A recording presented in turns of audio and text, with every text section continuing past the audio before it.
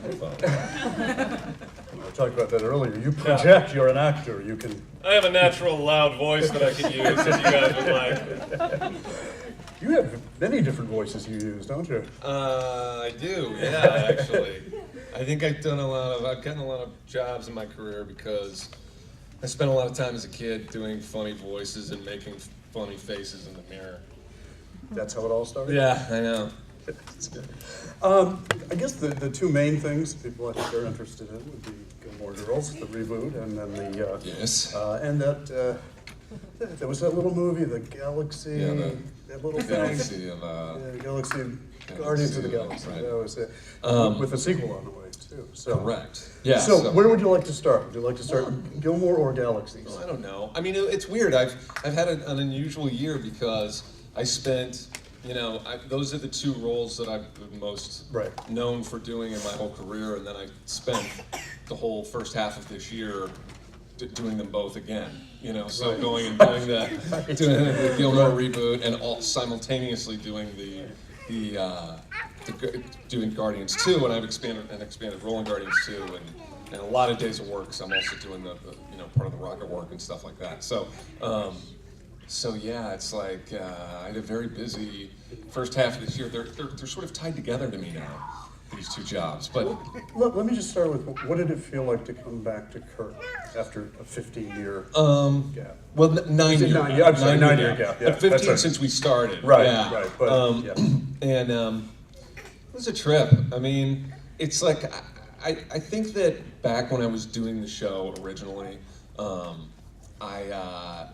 didn't always, I think just because I was a younger guy and I was a younger actor, I didn't always appreciate it maybe as much as I should have. I mean, I definitely loved having the job, I loved being employed, and I liked the work, but there's something about the Hollywood mindset that always kind of puts you on to, yeah, but what's the next thing? What's the next thing? Sure. And now that I've had, I've been able to kind of have a little breathing room in my career and sort of appreciate the things that are really good. Going back and having a newfound appreciation for the role after almost a decade and being able to enjoy it in a way where I was just like tried to really passionately embrace the part, was a great, it's a wonderful gift actually. How much out of the blue was this for you? Did you have any expectation this was going to come again? Well, the rumors, okay, for the first, for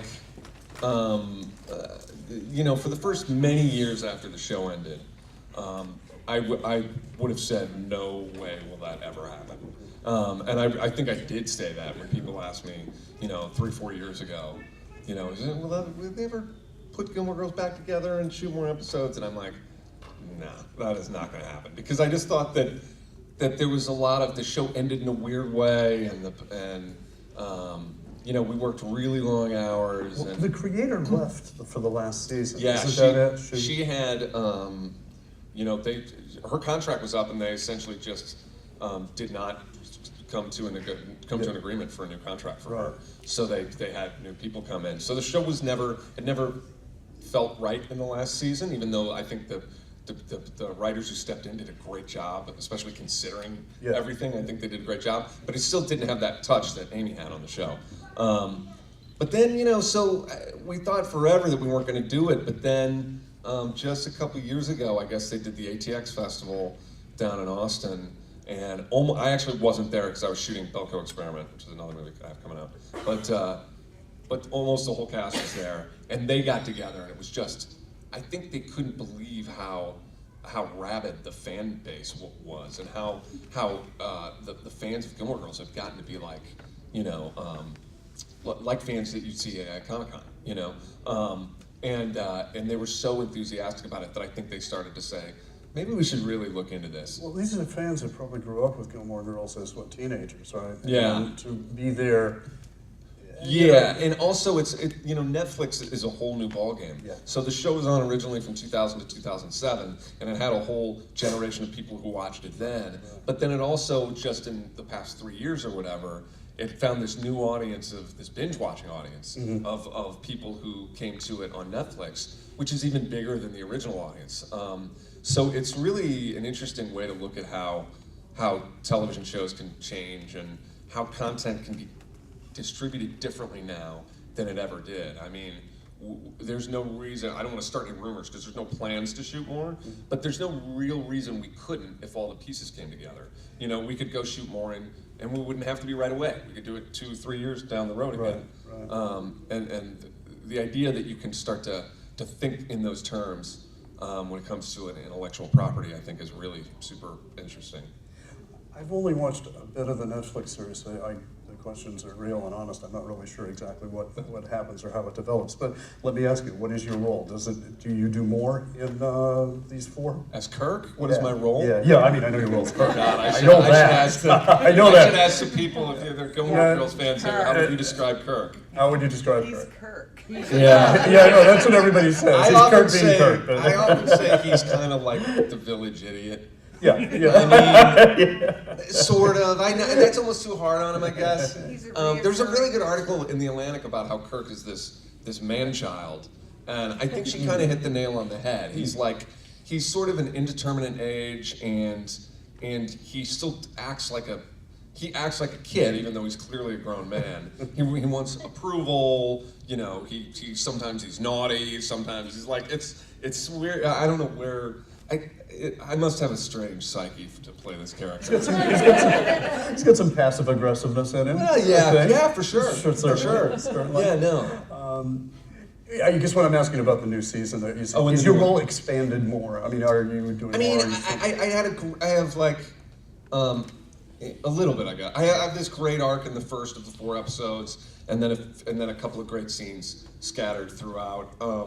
I feel like it's sort of on par with when I would have a nice, good, solid episode back when the show was on originally, but those weren't, those didn't always come frequently. So I'm certainly ecstatic with the amount I was able to do in the new series, particularly considering I was working on something else at the time. So, and I gotta say, it's the one thing. It's like, I know it's not a big deal, but the one little thing that bothers me about the new Gilmore Girls is that I wish I could shave, because I think Kirk should be clean shaven.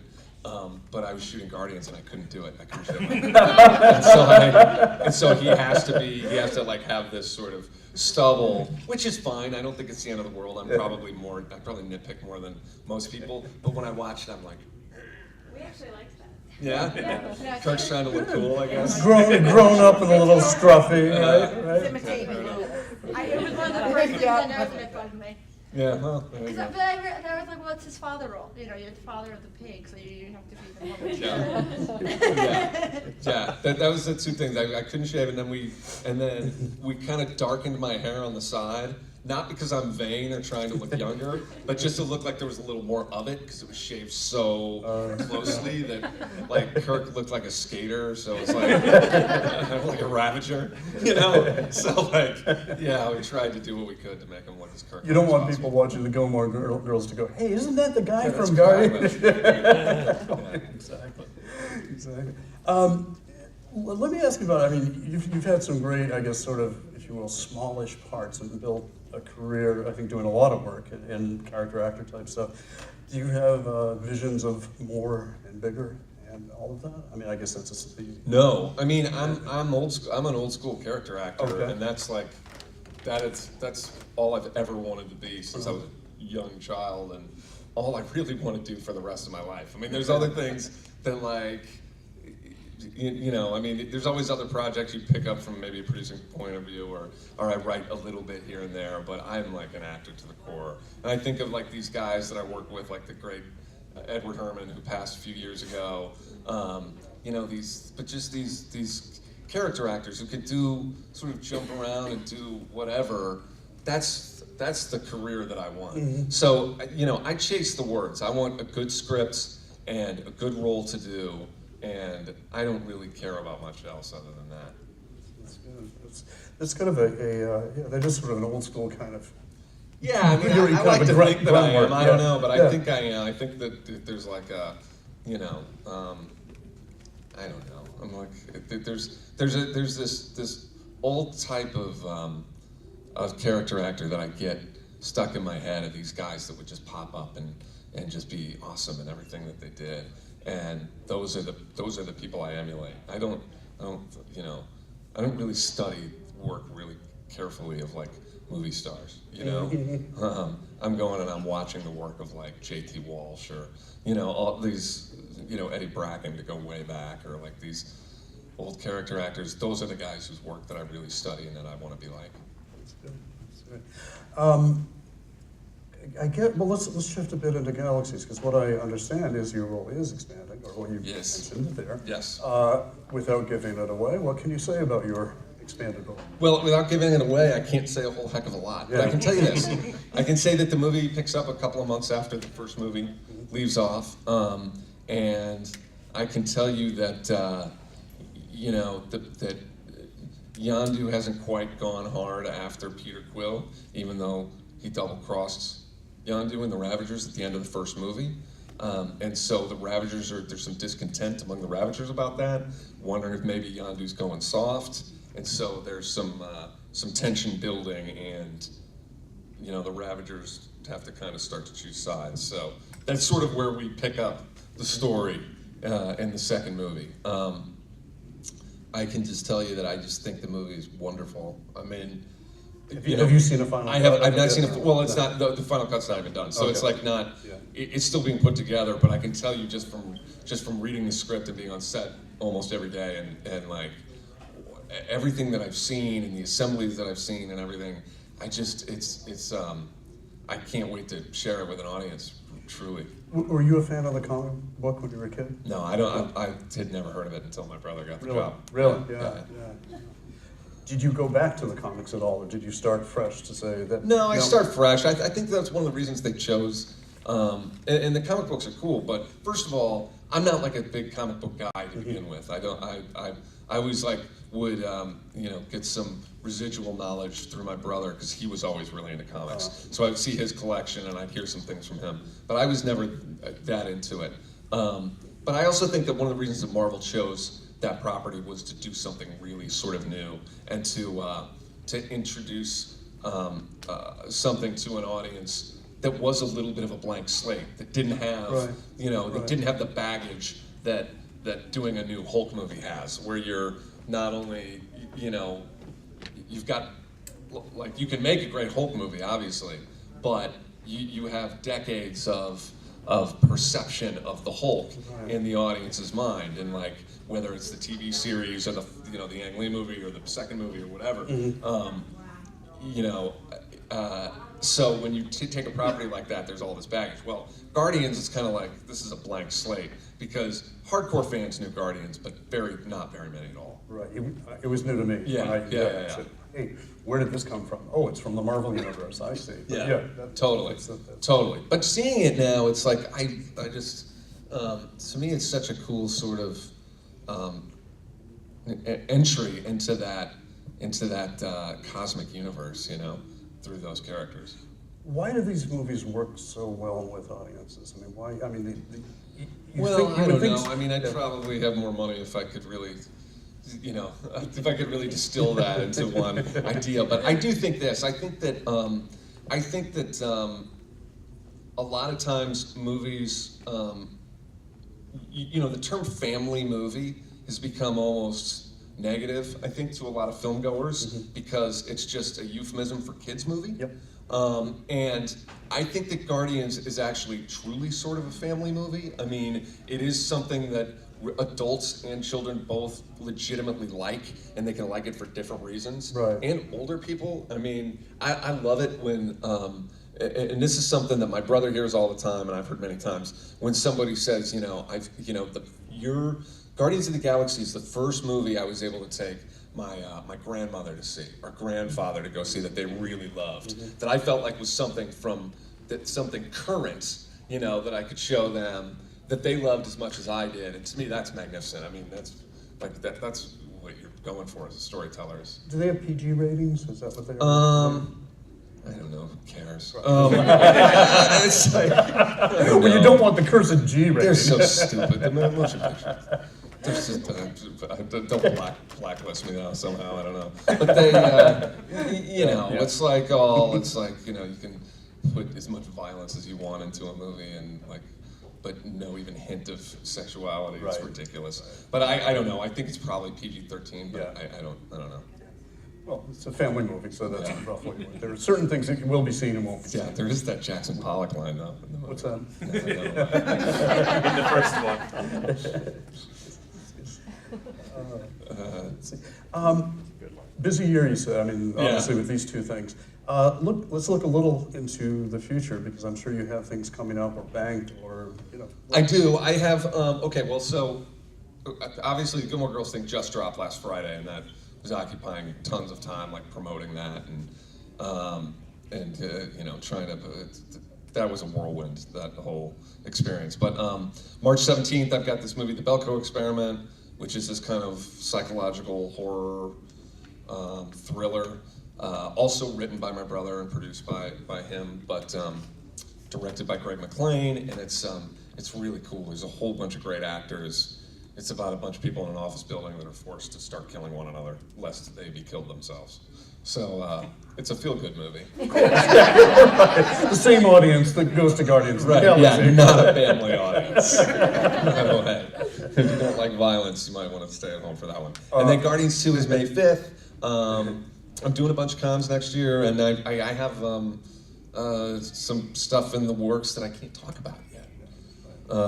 But I think I'm going to be just as busy next year as I was this year. So that's very. The name of the movie you were just talking about, The Belko Experiment. Are you? You're one of the office workers. I am. I'm actually a little bit of an outlier because I'm the kind of stoner guy who works in the cafeteria.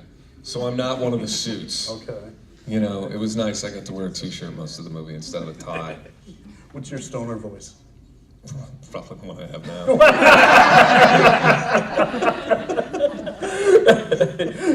You've got all these voices that you can reach for. No, that's the real one. Marty's voice is my actual voice. That's fine. Do you end up, and again, you can't give too much away, but I mean, do you end up as a good guy or a bad guy, or a mix of both? Marty is really freaked out by everything that's going on. And I mean, everyone's freaked out, but the pressure is getting to him a great deal. And I think he, almost more than anyone, he doesn't quite know how to process it. But I can tell you he's a very sweet guy in his heart. You play sweet guys well. Yeah, I'd like to think so. Now, the connection with your brother, another movie made by your brother. Mm-hmm. I suppose somebody could say there might be a little bit of nepotism involved. You think? You could look at it that way. You could look at it that way. I think the truth is honestly that I used to be a little more. I'd get a little more upset about that and making sure that people knew that like I made it on my own. You know, I mean, I was on Gilmore Girls before I had any. Before I did any big movies with my brother, although I'd done Romeo and Juliet already in the specials. Oh, but I think that I always was like wanted to make sure that I was getting proper respect for my own career as well, but I don't really care too much about that anymore. I mean, the truth is my brother is great. Like, he's a great director and a great writer, and I would want to work with him all the time anyway, even if we weren't brothers. So it's like, if I'm perfectly happy doing movies with my brother for forever, or for as long as he, and I think that we both have a tremendous amount of respect for the work that the other one does. We've been working together since we were kids.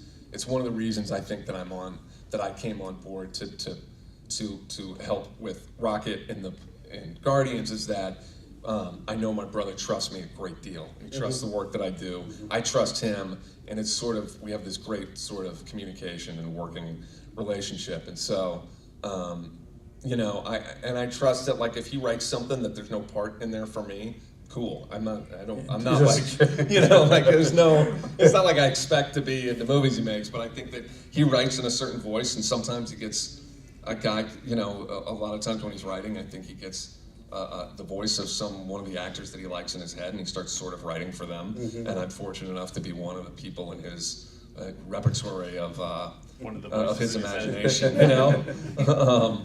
Yeah, so I'm very grateful for that. Well, he pops up in cameos here and there, doesn't he, in the movies? Yeah. Like at the end or something like that, Yeah. right? But he does not fancy himself an actor. No, though he's done some acting. I mean, he's in the specials, and like but no, he doesn't like pursue that. But you know, I'm sure he'd be a very good actor if he did. So. You mentioned Romeo and Juliet, and it made me smile, and I know that's your roots, both of you, I guess, right? Sort of, Like- yeah, I guess so. I don't know what people know about the whole trauma world, but tell me, and I'm guessing a little, but maybe not, because it was a long time ago. Yeah. Well, tell them about. I mean, I don't know how much we want to talk about that, but it's an old Troma's an old B movie company. They made the Toxic Avenger and Sergeant Kabuki Man, and my brother got hired to write the script for Tromeo and Juliet, which is just a really classy film. And that was in, I guess, '93 that he started working for them. I was still in acting school at the time, but he was in New York, and he's like, come do this movie, and me and one of my friends who, was also in acting school with me, we went to New York and like slept on couches, and I think I got paid $100 for the entirety, for the whole shoot. Well, that was my paycheck. It was my first paid acting job though, so I was like, that's awesome. I drank it in an afternoon, I think that was. But no, it was a lot of fun. And I gotta say, the cool thing about it is that I think back to go in, it was like this walk up in Hell's Kitchen, the production office of Troma. And it's like this little tiny, this little tiny room with a bulletin board up, and it's just packed full of stuff, and it's all like, it's all cramped in there, and there's, it's really tiny space. And then I got a flashback to that when I went to London and I walked into the production office of Guardians for the first time, and you walk in and it's just room after room, and there's all these like, there's like all these there's like three-dimensional renderings of all these different worlds and universes all over the walls, and there's all these like, wardrobe stuff, and it's just this magnificent like several rooms and floors worth of stuff, and I'm like, but in my head I'm like, this is really essentially the exact same thing. It's really just a difference in scale, but it's the same job. The idea of making as good of a movie as you can and using the resources that you have and planning, it's really all exactly the same no matter where you are. You just sometimes you have more money. And more expectations of Yeah, making money. of course, Yes, of yeah. course. That comes with it. And actually, wasn't Guardians, it was like I think it's 774 million it made or something like that. I think it was the biggest. Who's counting? The biggest summer blockbuster. It was the biggest U.S. movie that year and the second biggest worldwide. So I don't know. I made a lot of money. Yeah, it had a lot of competition, and I think it was kind of a dark horse maybe coming out. But I'd like to think so. anyway, I mean, not that you measure it purely in financial terms, but it had an audience. It got a big Yeah, no, audience. it is true. It's Yeah. like you don't want to be counting dollars, but it also like it is important. You want as many eyeballs as there can be in front of it, and so that is a measure of that. So good. Well, let's open it up to you guys and questions that you have for Sean. Yes. What was your favorite job that Kirk did on Gilmore Girls? Oh, that's a good question. My favorite job. Okay, well, I'm gonna say. Well, first of all, I would say that a lot of my favorite episodes are episodes where Kirk isn't working. It's just kind of like real life. You're having more fun when you're off. But like playing Tevye and Fiddler on the Roof is one of my favorite things I did on the show. And being Jesus in the festival when they and like a film by Kirk. I love all those things. I guess you could say that's a job. Film director, I guess, would count as a job. And I feel quite certain no one has ever paid Kirk for his work as a filmmaker. But I loved doing the hockey game, being the announcer. That's kind of going way back. That's like season 2 or something like that. But being the announcer at the hockey game, that's just really fun to shoot. It's like, I think I fancy myself as being someone who maybe could have been able to be a broadcaster if I'd gone that direction in my life. So it was fun to do anyway. But you just it's just a single camera on you.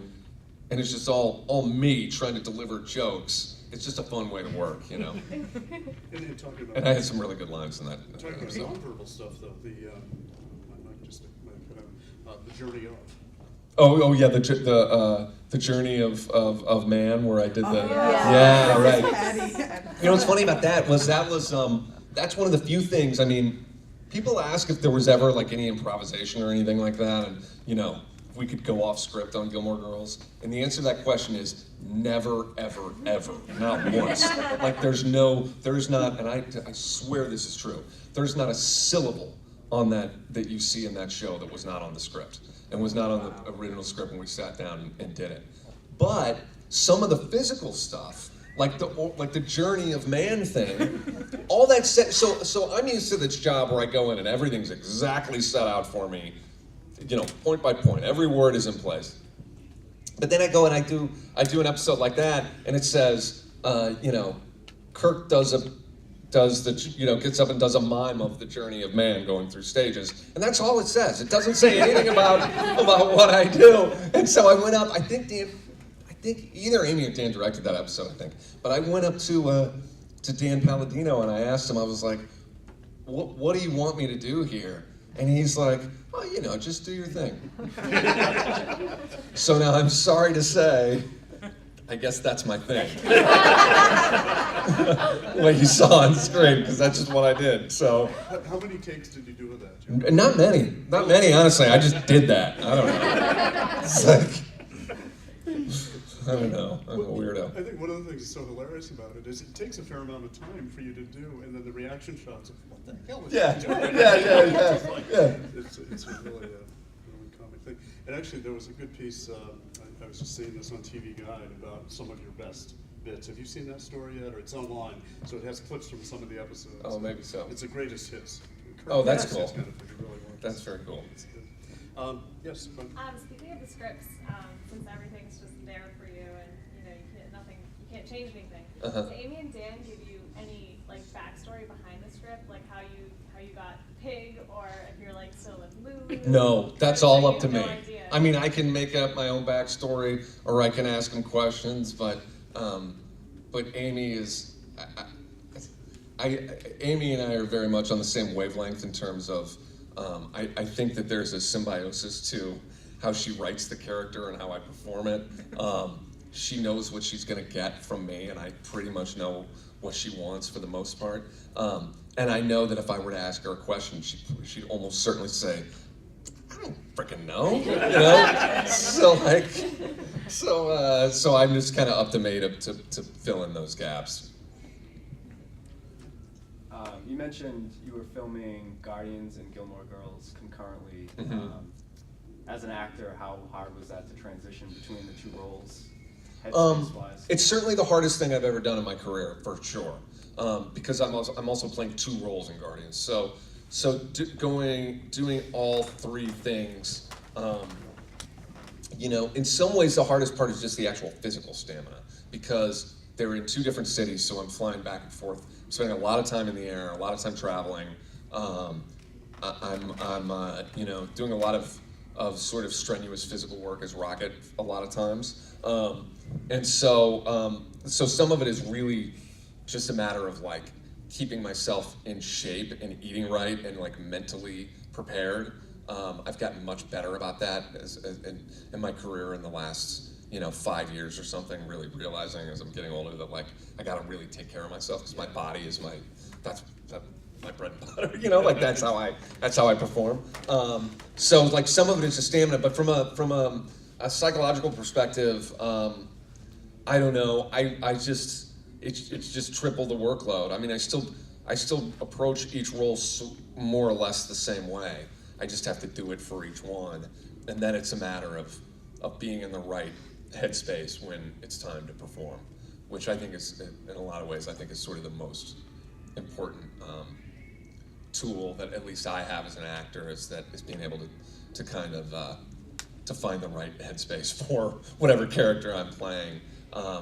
So it's a skill you get over time. I mean, it's also great practice to go to an acting school like I did, where you're frequently doing a play and two different scenes in class at the same time, and whatever it is, you know what I mean? I've had a whole life of doing work like that, so it's I was well practiced, Do you have a technique for sort of getting into that zone, the sort of before you go on set? Do you do a meditative sort of thing? Or Yeah, it depends on the scene. Yeah. But I do. I'm very, very quiet on set. I would say most of the time, and I rest a lot. like I'm known for being able to fall asleep in my my chair on set, like just waiting there. I just can fall asleep. That's great. And, no, it is because I'm trying to like sort of like stay in the zone and stay focused on the task at hand. I don't ever want to get distracted from, I sort of imaginatively construct the scene in my head and then try to live inside of that, if that makes sense. But yeah. Back up here, yes. We all know you for the characters that you play. You're very talented characters that you play. But outside of work, we don't know really anything about you. And like on a typical day off, what is your interest of things you would like to do? I like that question. Thank you for asking. You Let's see. What do I do? What do I do in my days off? Just to name a few. I love to cook, and I cook regularly. I walk a lot. I try to walk like at least 5 miles 4 or 5 days a week, or more. And I read a lot. I'm very active in animal rescue, and particularly cat rescue. I do fundraising, and when I'm not too busy, which is unfortunately, I've been too busy for a while, but I've actually done a lot of hands-on actual rescue work with kittens and special needs cats and things like that. I follow sports a lot. I play poker. I don't know, what else? I watch a lot of TV, don't we all? Yeah, I don't know. I think that's most of the stuff. I like wine. Back to the Cat Kirk, of course. Yes. Which was really very funny. Yes, Cat Kirk. Quite a number on it. Yeah, every time I post a picture of one of my cats on Instagram, there's like a dozen people are like, "It's Cat Kirk" in the comments. What are your cats' names?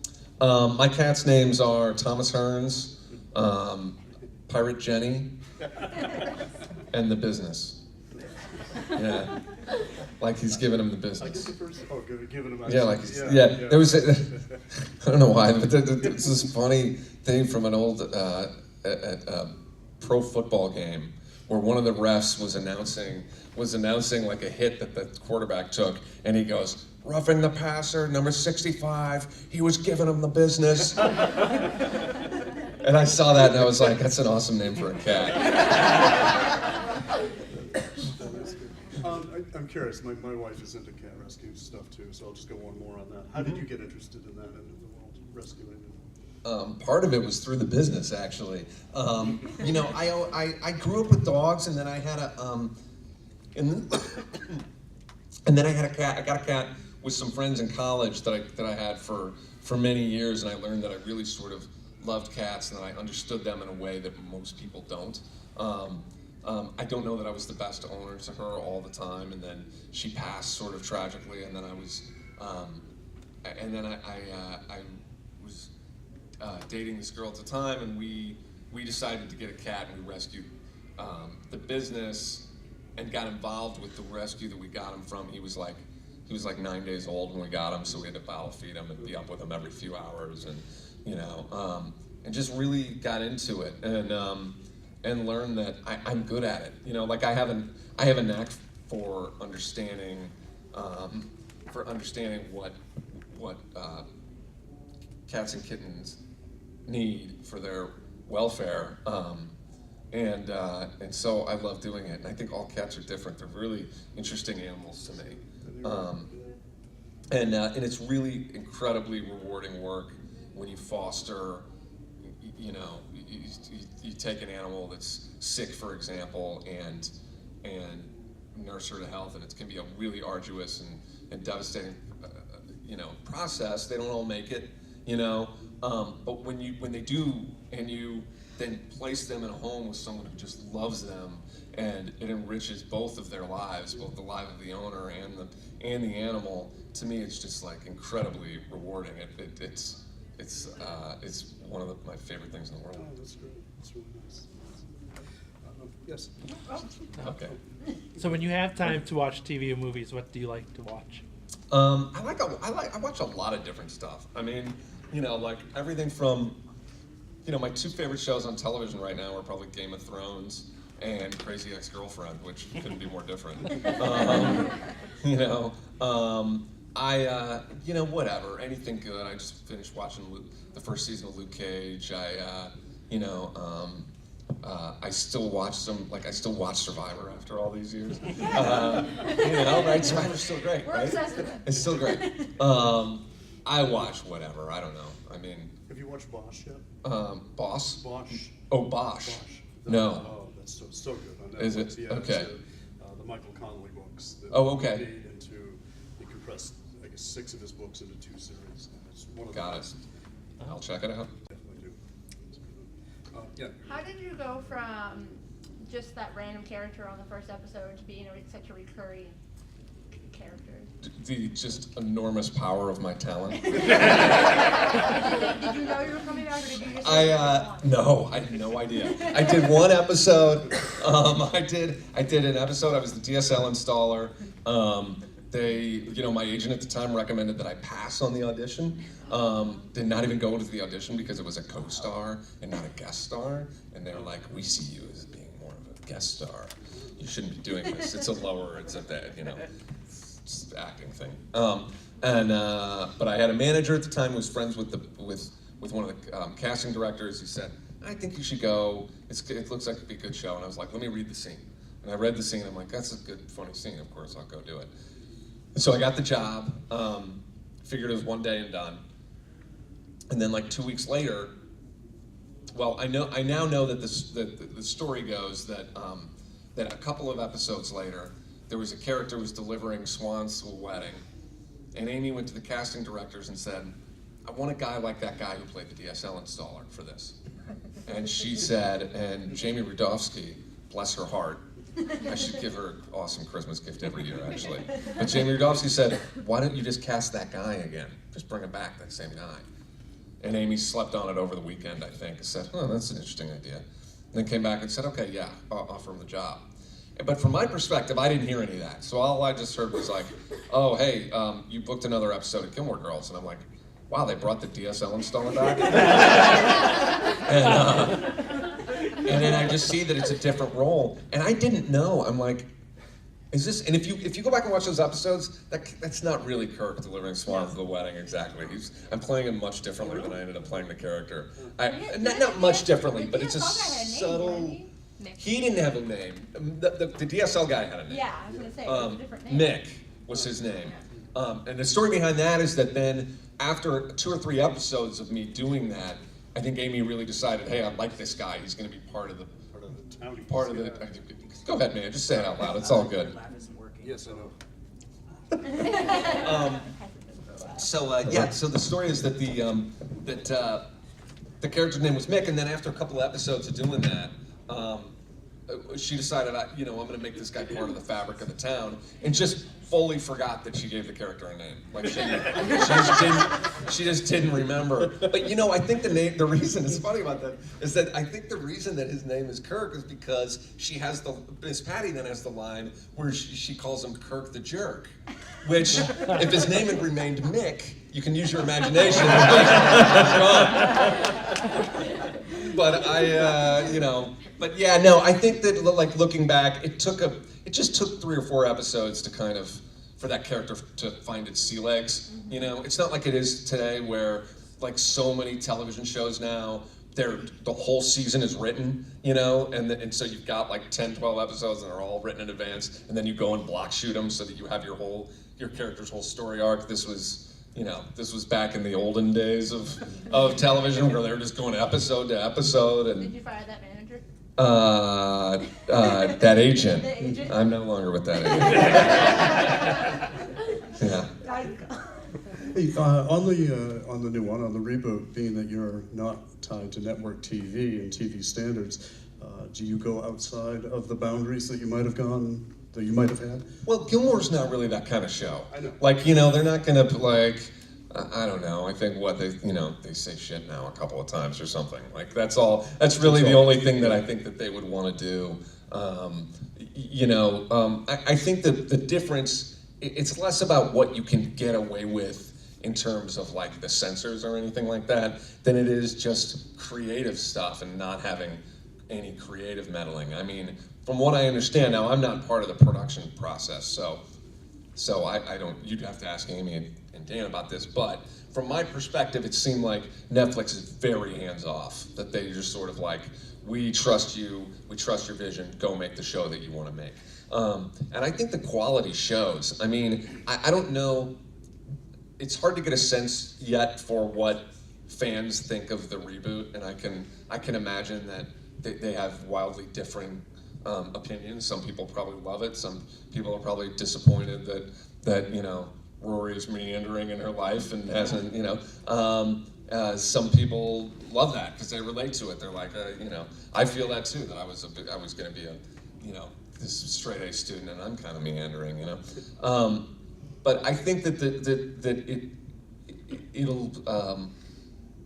that regardless of whether or not the audience likes it or not, I think that the story itself in the new Netflix shows are really well constructed and well put together. So whether or not you're a fan of them, I think it's almost even better than it was the first time around. But partially for that reason, that you know, you really let the creative vision of Amy and her partner Dan, you just let them really steer the ship all the time.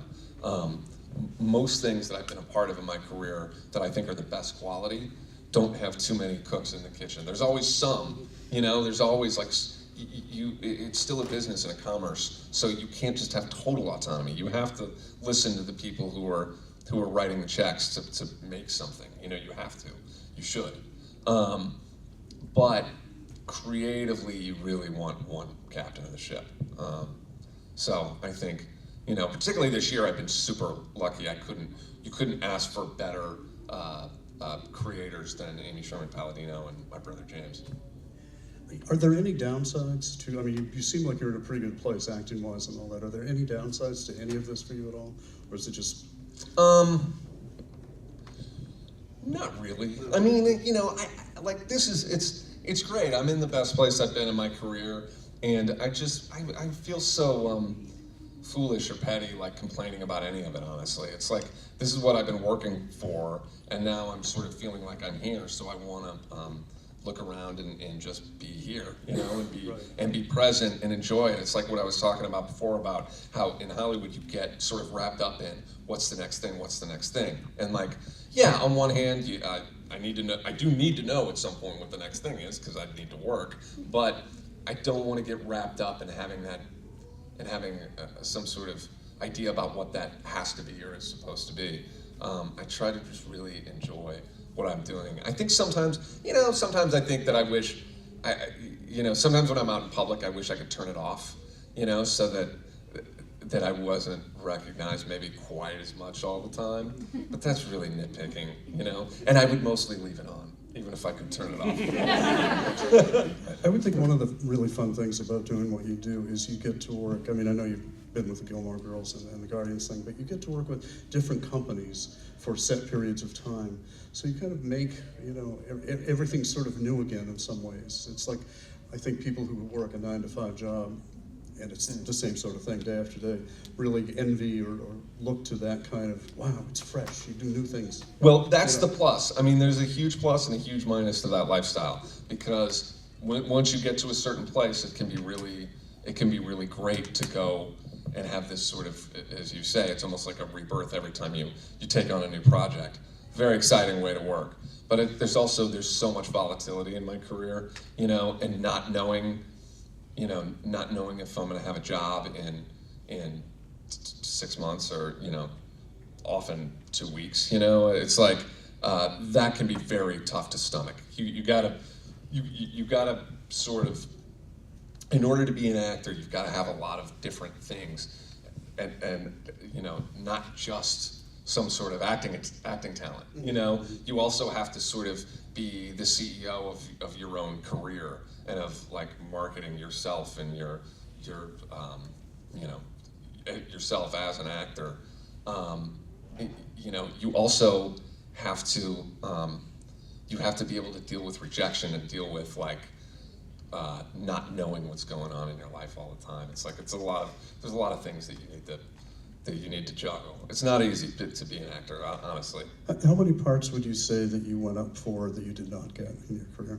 Thousands and thousands. Really? I mean, Yeah, literally thousands. Literally thousands. When that happens, I mean, is there a sense of letdown, or you just kind of go, okay, fine. You gotta let it move on go. to the next I one. mean, I could sit here, I'm not gonna do it, but I could sit here and there's always gonna be 2 or 3 that are the ones that got away that like, it's very hard to let them go. You know, and so those still exist in my mind, but they're not good for me. I wish I could let them go. You know, like it really has to be, you gotta kind of look at auditioning as your job and your chance to perform, and you go in and you do your audition and that's your performance, and then when it's done, it's gone, you know? That's the best way to sort of approach the lifestyle, and then if you get the job, great. You know, if you're not getting any of the jobs, you should reassess. You should think about whether you're going out for the wrong stuff, or if maybe you should get into some other line of work. But if you're getting enough to, you know, to keep your career going, you just have to, those have to be the ones you focus on, not on the ones you don't get. Do you think there's more pressure during the audition process, or once you have the job? It depends. I mean, there's more pressure in the audition process to some degree. But there's always jobs that you can get, like particularly in sitcoms and stuff. There's jobs you can get fired from, you know, and there's I don't know. I don't know how to answer that question. Yeah. There's pressure in everything. Yeah. You know, I mean, it's like I try not to focus on. I mean, obviously, Gilmore Girls has been a huge hit, but like I have a bigger role in this Guardians movie now, and so. The quality of my work, like, yeah, it's awesome that my role is bigger, but nobody's seen the movie yet. You know, people might not like my performance. They may be annoyed. Like, whatever, you never know. And so it's like, so I don't know how, in what way it's gonna, you know, change my career. Or maybe people will hate the movie. Or, you know, like, who knows? Like, really. And so there's a volatility to every aspect of it. But I can't focus on that. You just be miserable if you focus on What's that whole thing about if it's outside of your control? Yeah. Try not to. I mean, look, I put as much love and imagination as I could into the character when I was playing it. So I have to hope that that comes through and that's enough. Let's go back out here. We've got another 10 minutes or so if you want. Yes, right here. Second row. Hi.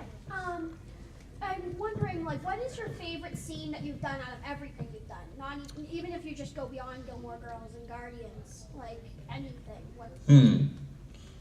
Oh gosh. There's so many. I mean, it's almost like asking a parent to pick a favorite child. It's like, really, it's true. It's like I have so many. You know, like there's sometimes there's little things that shock me. Like I did a guest star on this TV show called Yes Dear that used to be on years ago. Anybody remember that show? Anthony Clark, he was a Boston guy. Yeah, and I was with and I played like a, I don't know, I played like a missionary or something of some kind. It's just like one shot that I did, but it's like there's one tiny little moment on that episode that I think is so funny, and it cracks me up every time I think of it. So there's things like that just come up. There's scenes, you know, if I were to pick a favorite scene from Gilmore Girls, there's a scene in season 2 where Kirk buys Suki's basket at the picnic at the picnic auction. And I have a long scene there with Jackson Douglas where he's trying to buy back the basket. And I love that scene because first of all, I think it plays really nicely. I think it's really well written. And I go back and watch it and I still think that scene's really tight and it really works. But also it was very special to me because it was the first time like my character got a backstory and you know, you realize that he had this family that he lived with, and it was the first time that I thought, oh, this character is really here to stay on this show. Like they're really giving him a place in this town. And for an actor like me, who's been grinding for years and years and trying to get something that sticks, it was a very special episode for me to do that. And so I love that scene. You know, I have a scene in the new Guardians movie that I can't wait to see that I think is like my favorite thing I've ever done, but we'll see. It felt good doing it. Yeah, so I don't know. I could keep going on and on. You know, one of the genius things I think about the basket scene you were talking about was when I watched it, and I watched it again the other day, I thought, wow, this seems improvised to me. It really seems spontaneous. And I That's know what you funny. just said about it all being scripted. Yeah, very no, much. not a word. But that's, I think, the genius of it is, as a Thank you. viewer, I'm thinking you guys are really bantering back and forth, bartering for this thing. Yeah, I think that there were times when I would have an episode where I would get sort of lost or wasn't sure how broad to play it, and I would think back to that episode and try to get that in my body, so that because I knew that was sort of where the center of Kirk was that scene, because that's always the task on Gilmore Girls was how broad do you play, because it's not it's a I don't know, it's a dramedy or a comedic, a comma. It's like a comedic drama, and it's always, there's some tension to how broad can you push the comedy. My job as Kirk was to bend that rubber band as far as it would go without breaking it, so that I wouldn't be over the top and be cartoonish. I don't think I was always successful at that. I think there's sometimes I probably went too big, but that's my job, is to be this sort of most broad in terms of comedy on the show, which I don't know. I'm comfortable in that space because I'm kind of a ham. Yeah. So. Yes, back there. So I saw you on Jimmy Fallon a couple weeks ago, and you had said you had not seen the end. Right. So where were you when you saw the end, and what was your reaction? Well, I will say this though. Now, I didn't say this on Jimmy Fallon, of course, but a few weeks before that, I was talking to Todd Lowe, who played Zach on the show, who's Elaine's husband, and we were talking, and he's like, "Do you know what the 4 words are?" And I'm like, "No," and he goes, "It's got to be." Wait, I don't want to spoil it for anybody. I shouldn't say it actually. I'm not going to say it, but he called it exactly. He's like, "That's got to be it, right?" And I thought about it, and I was like, "Oh yeah, you're right. That does have to be it." And so I was sort of, even though I hadn't heard it yet, I was sort of prepared for it. I think it's awesome, actually. Yeah. I love it. Not everyone does, but I think it's super cool for a few reasons. But if you can come to my table, we'll talk about it in private. I don't want to, because some people probably haven't seen them all yet. So, yeah. Yes. Was the night terror scene in Gilmore Girls a hard one to film? No pun intended. No. It was, my nieces and nephews were very fascinated with what the nature of, for those who haven't seen it, Kirk runs, it's the first time the 2 lead characters on the show, they have their first big romantic kiss on the show, and Kirk runs through them naked, covering his privates with a pillow, because he has night terrors, right? And he's screaming bloody murder. And so, yeah, my nieces and nephews were very interested in the nature of that pillow and what mechanically how it worked and what was going on sort of behind, but was that a hard scene to film? It's like, I don't know, I have to do some crazy stuff like that in my job. I have to take my shirt off and be I have to be a bozo. You gotta be a clown, But in some sense, it's like, first of all, I'm the youngest of 6, so I grew up being kind of a little clown. But also, I think it's like what I was saying about being old school. It's like the show must go on. It's like, it's show business, it's like sometimes you gotta run naked through with a pillow covering you. Sometimes you gotta put on a hot dog suit, Sometimes you have to have your head split open and try to put your brains back into your head, like I did in Romeo and Juliet. That's just the nature of the job, man. That's good. Any more? Any more out here? Yes, go. I was wondering, are you involved at all with the Guardians of the Galaxy ride in Disneyland? Well, I was there. I was there when we sort of shot that, which was we did a day of shooting for the And I helped out with Rocket on that day, doing just some voice stuff as like a placeholder. But I can tell you this. I can tell you that I had long conversations with those guys who are designing the ride and what it is that they're doing, and it's going to be awesome.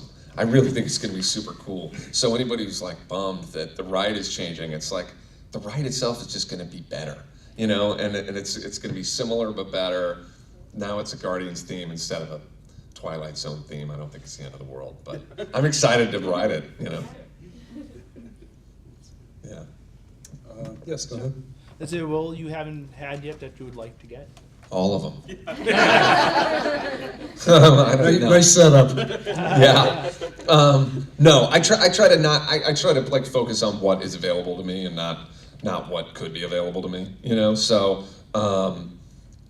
like I said, I just like good scripts. And so, you know, hopefully if I'm starting to get more opportunities as my career advances, hopefully I make good choices. That can be tricky too, but.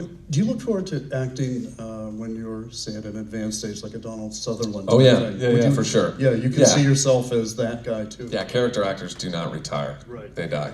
Right. That's it. That's me, man. Yes. Do you know if you're going to be in the Infinity Wars yet? Mm. Because I know the Guardians are going to be brought in on it, and I wasn't sure if you had been slated. I cannot comment on that or anything Marvel related. So yeah, I really I can't comment. Marvel has good lawyers. Yeah, more than I'm not worried about the lawyers. I'm worried about like an assassin and I'm worried about a guy like in a dark suit and gonna be like shoot something out of his lapel pin. Sean Gunn has leaked information. Yeah, right. I know. It's terrifying. I swear. Like some of these. Like sometimes I'll see like like I'll do some interview at a con or something. It'll be on Sunday, and I'll just be loopy. I'll have been sitting there for days, and maybe I'm whatever. But and I'll just do some interview that I forgot about. And then I'll see it like, oh, Sean Gunn teases what the Ravagers are doing in the new movie, and I'll be like, oh man, oh God, I didn't say anything that I wasn't supposed to say. I hope. Oh man, and then I'm like terrified because really, it's like, it's legit. You can't say anything. Have you ever crossed that line? Yes, I have a couple of times. I think actually.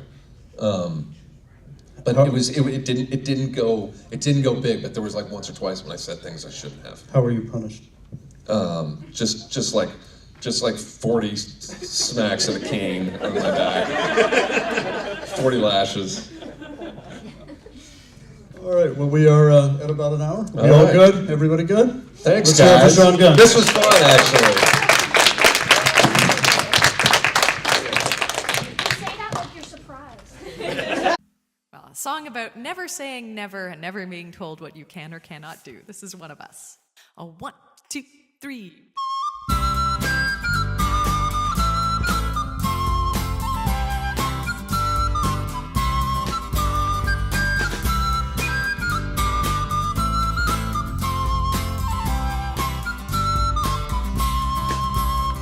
Before I got to fighting, or when fighting got to me, I looked to find examples on the field of chivalry, and I saw mighty arms, much stronger than my arms could ever be.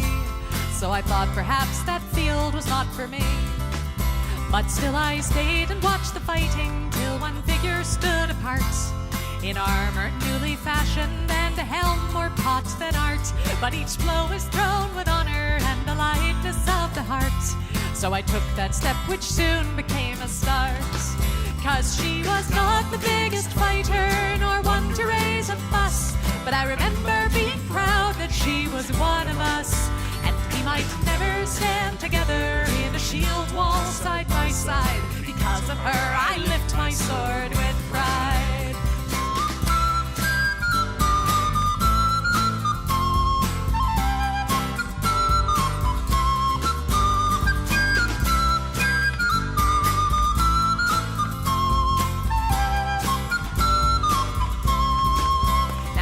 was ladylike and lively, not the type you would expect. With a braver heart than many and a slot shot to respect. And I guess she'd once decided this was where she'd like to be. And I thought if she could do it, why not me? 'Cause she was not the biggest fighter, nor one to raise a fuss. And I remember being proud that she was one of us. And we might never stand together